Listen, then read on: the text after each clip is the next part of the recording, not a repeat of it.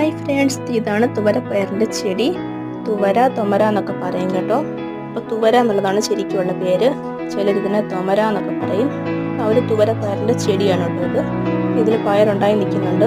ഇതാണ് തുവരപ്പയർ. ഒരു പയറിനകത്തൊരു 3 പയറുമണിയൊക്കെ കാണും കേട്ടോ. ചിലതിനകത്ത് 4 കാണും. ഇതുപോലൊരു മഞ്ഞപ്പൂവാണ് ഇതിലുണ്ടാകുന്നത്. ഞാൻ നേരത്തെ ഇതിൽ വീഡിയോ ചെയ്തപ്പം ഇതിൽ പയറുണ്ടായിട്ടില്ലായിരുന്നു കേട്ടോ. അതുകൊണ്ടാണ് പയറുണ്ടായപ്പോൾ ഒന്നുകൂടെ വീഡിയോ എടുക്കാമെന്ന് വെച്ചത്. ഇതാണ് തുവരപ്പയറിൻ്റെ ചെടി. ഈ ഒരു പയറിനകത്ത് നട്ടോ നമ്മൾ തുവര പരിപ്പെടുക്കുന്നത്. ഈ ഒരു തുവര പരിപ്പ് കപ്പയ്ക്കകത്തൊക്കെ ഇട്ട് പുഴുങ്ങാൻ നല്ലതാണ്. അതുപോലെ സാമ്പാറിനകത്തും ഈ ഒരു തുവര പരിപ്പ് ഇടാറുണ്ട് കേട്ടോ. ഇത് ശരിക്കും ഉണങ്ങി കഴിയുമ്പോഴാണ് ഇതിൻ്റെ വിളവെടുക്കുന്നത്. പയർ ശരിക്കും ഉണങ്ങി കഴിയുമ്പോഴാണ് നമ്മളിതിൻ്റെ പയർ ഇതിനകത്ത് നിന്ന് എടുക്കുന്നത് കേട്ടോ. അല്ലാതെ മൂക്കുന്നതിന് മുമ്പ് ഇത് തോരൻ വയ്ക്കാനും നല്ലതാട്ടോ. നമ്മൾ പയറൊക്കെ തോരൻ വയ്ക്കുന്നത് പോലെ പയർ ശരിക്കും മൂക്കുന്നതിന് മുമ്പ് ഇത് തോരൻ വയ്ക്കാനും നല്ലതാട്ടോ.